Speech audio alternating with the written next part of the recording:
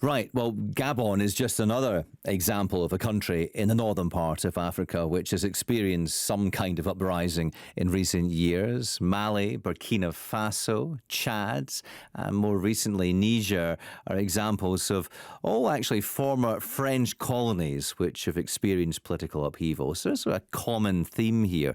Well, let's discuss with Paul Melly from Chatham House, who's a specialist in African politics, and Nabila Ramdani, who's a French journalist of Algerian descent and the author of Fixing France, How to Repair a Broken Republic, which is published this autumn. Let's begin with you, Nabila. These countries which have suffered coups, as I say, they've all been former French colonies. What is the significance of that? Well, good morning. Well, I would say the principal significance is that it shows that former colonies are extremely unhappy with the way France still plays such an important part in their affairs. You hear shouts of "down with France" at all the putsch-related demonstrations. And this is because after nominally giving up its African empire in 1960, France held on to much of its power on the continent through the policy of France-Afrique.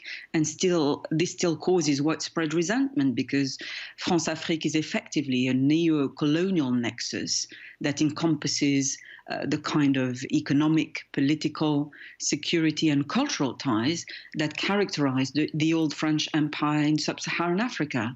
And it means that France has maintained military bases in former colonies, for example, but it also has held on to its former colonial natural resources, uranium, gold, or oil and gas, for example, but also favorable trade deals. And just as crucially, France has also retained a political grip on its former empire through military and governmental advisors from Paris who have permeated successive African administrations, meaning that long after their independence, France continued to meddle in the affairs of its former colonies as it propped up corrupt and compliant despotic allies, and methods ranged from covert military operation and alleged assassination to direct financial help. But as all of this effectively is a reminder that in spite of a long and bloody period of decolonization, France has in fact retained a quasi-empire in Africa by stealth. Paul, is it correct to say that the individual circumstances in each of these countries, the reasons behind the various coups, are different, but as Nabila says, the colonial legacy is really behind it all?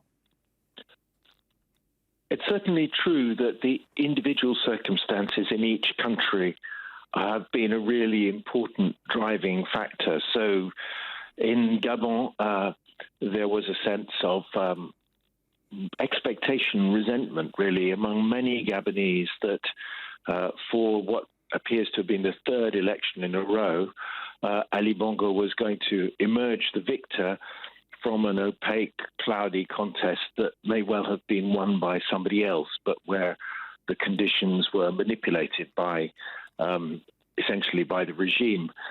So you've got frustration there. And in the Sahel, in Burkina Faso and in Mali, there was a sense among many soldiers were frustrated. They felt the elected civilian leaders were not providing sufficiently assertive political leadership of the fight against jihadism. And in Guinea, where there was a coup, that came from the incumbent president rigging a constitutional referendum so that he could run for a third term.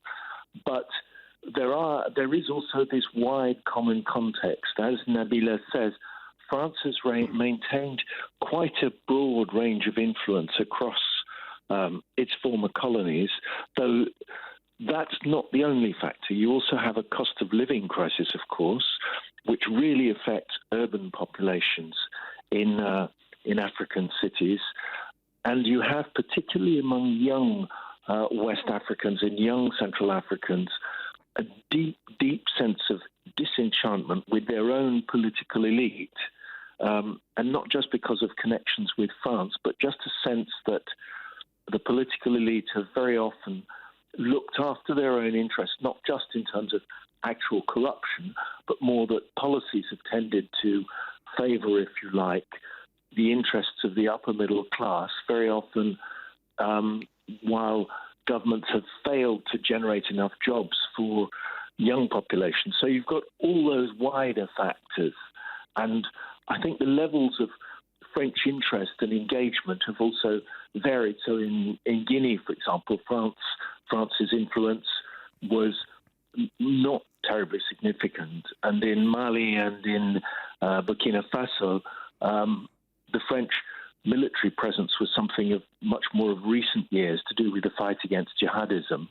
But certainly it's true that there is this broad region-wide resentment of ongoing French influence, combined with these local factors, and everywhere this youth frustration and a difficult economic context. But Nabila, how much direct influence is France having? If all these coups are happening, it suggests that its influence on the politics of these states isn't great. Well, there has been, as you quite rightly said, a history of instability in most of sub-Saharan Africa, in former French colonial empire. Niger, for example, since independence from France in 1960, it has experienced 4 coups d'etat in 1974, 1996, 1999, and 2010. And it was under military rule for a combined 23 years before returning to democracy in 2011. And I would say that this, it's the elites in those countries that very much tapping into widespread anti-colonial sentiment to build support for military coups. But I would agree with Paul that I would say that it's the military aspect of the France-Afrique that has bred the most resentment amongst Francophone Africa, and specifically France's failed policies in the Sahel that are largely responsible for those military coups. France has used its strategic basis in Africa to find terrorist groups such as Al-Qaeda in the vast and often lawless area of the Sahel that stretches from across Central Africa, from the Red Sea to the Atlantic Ocean. But instead of rising to the task of destroying the extremists, the French have been accused of settling into their old imperial bases while imposing their demands and values on Africans who are looking for radical changes in their lives. And let's be honest, France's leaders, ever since Charles de Gaulle, France's most influential post-war leader, who believed that, and I quote his words, he said, French world power and French power in Africa were inextricably linked and mutually confirming. And ever since, all French leaders have pretty much viewed Africa as their précaré, or as their own backyard that needs defending.